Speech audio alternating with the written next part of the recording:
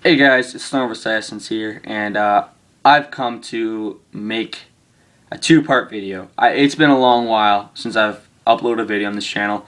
I've kind of procrastinated, and actually, I've been doing some pretty fun stuff. As well as, I have to talk to you guys about clans in the Naruto Storm series, and how I think that they typically don't go well. At least the clans that I've been in don't typically go well. So I'm gonna break this into two parts. I'm gonna make two videos. I'm doing this on my iPod. My first video is gonna be a review on the fantastic Storm 3, and then the other part of the video is gonna be basically me ranting about clans in general, and then my clan specifically, or the clan that I was in specifically. Because it wasn't the clan specifics that was the problem, it was more or less the leading skills.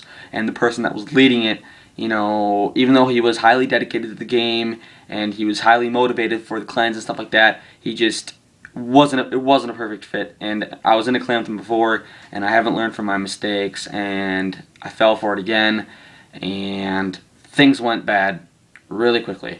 So I'm going to start off with the review. Now, I know people do like the tomato rate kind of stuff, and out of 10 tomatoes, I give Naruto Storm 3 a solid 8.5 out of 10. Better than Generations, better than Storm 2. You bring back the boss battles, online, biggest roster ever, as seen in my previous video. And now there's some DLC coming out, which is pretty cool. Granted, it is just costumes, and there's only one thing that has disappointed me in this game, or two things that have disappointed me in this game, and I'll get to that later. But let's start off with Story Mode. Okay, so Story Mode, it's, again, the free roam type deal that we have in Storm 2 and Storm Generations, where you're basically, the only thing, it restricts you completely, where you can't do anything other than running around each and every individual village and jumping and talking to people, where they say the same line over and over and over again, which is a letdown. Again, though, I didn't expect anything else from that other than it was going to be that. And so, I mean, it was given that that was going to happen.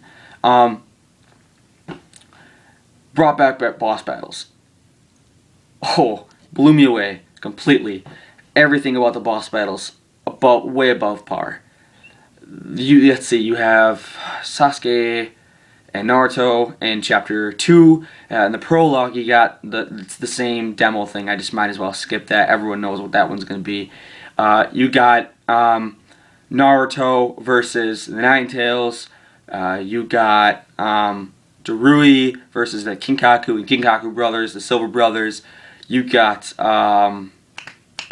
let's see what else here. You got, okay, spoiler alert for those of you that maybe have read scans, so you should know what it is, but those of you who don't know, spoiler alert, leave now or skip, 10 seconds ahead. Madara versus the 5 Kages. The only thing that disappointed me to a point was the fact that the way they portrayed it in the manga wasn't exactly how they portrayed it in the game, and that kind of disappointed me. For those of you, I'm not going to say what happened in the manga or what happened in the game, just for those of you that have yet to play the game, and for those of you who have yet to get that far in the manga, because the anime is just getting into the reviving of Madara Uchiha.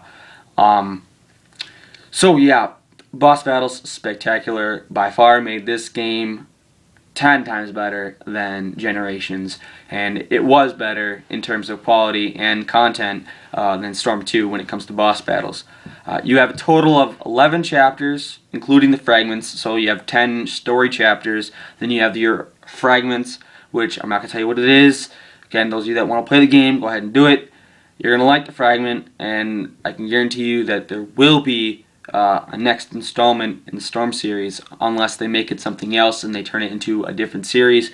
I highly doubt that. The story is not finished in Storm 3. It's not finished by far. There's still a lot more to go on. For those of you that read the manga, you'll know what I'm talking about. And just all out. Story mode, fantastic. Definitely made it worth playing. Ranked, I don't know what to say about that. I mean, yeah, you have the updated roster, over 80 plus characters. You got Madara Uchiha's playable. You got Edo Itachi playable. You have Hanzo, Mifune, Darui, all the Edo Jinchurikis, the regular Jinchurikis if you don't want to play them Edo form. Let's see here. You have all the Kages like in Generations. All the Hokages. Nagato, Edo Nagato. You got Rinnegan Tobi. I mean, a bunch of new characters. The only disappointment to me, character-wise, is that Edo Kages aren't playable. When they have them in the game, you fight them in the game, in the story mode. And the 7 Ninja Swordmen, because also they're in the game. They have their combos made out for the game because they attack you, obviously, in the hack and slash mode when you're fighting the 7 swordsmen. So that's the only disappointment that I have. And for those of you who think, oh, well, they can just be a DLC. No, they can't really be DLC. Saint Island announced a couple months ago, or last month, that if it wasn't in the framework of the game, that they couldn't do it. And then later on, CyberConnect 2 and Namco Bandai said, no, there'll be no Edo Kages. They weren't in the system. We can't make them DLC characters, so it's not possible.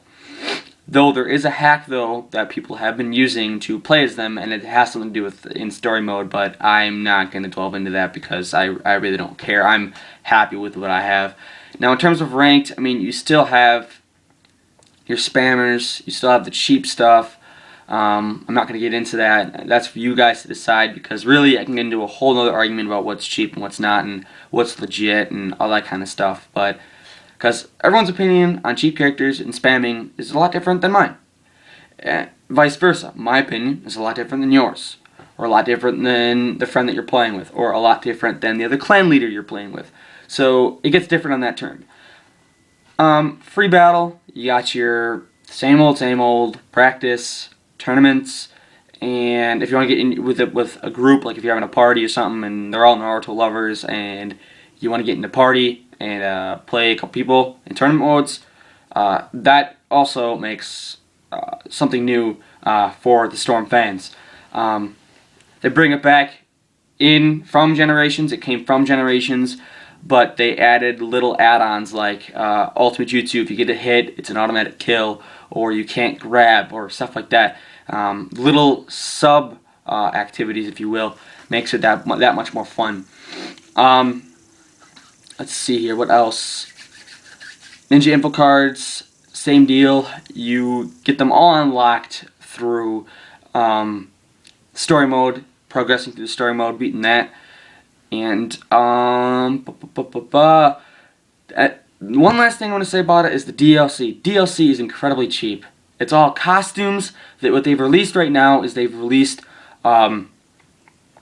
school uniforms. So you got Naruto in a school uniform, Sasuke in a school uniform, Sakura in a school uniform, Kakashi in a nurse uniform, and that's about it. And then they also have, just last 2 weeks ago, I think it was, they released an Akatsuki DLC pack where they have Itachi, Kazame, and Deidara. They all have their Akatsuki hats, and then Pain has his touring clothes when he's fighting Naruto on the Planetary Devastation map. So, again, 8.5 out of 10 stars. Tomatoes, whatever you want to call it. Excellent game. If you haven't gotten it yet, and you just maybe you haven't gotten the money to get it, or you are planning to get it for like a birthday or something, and you are a huge Naruto fan, maybe it's your first game, get it. Get it. It's fantastic. Now, I'm going to break off with you guys, and I'm going to say goodbye right here, and I'm going to get into another video. Now, until next time, guys, talk to you guys later.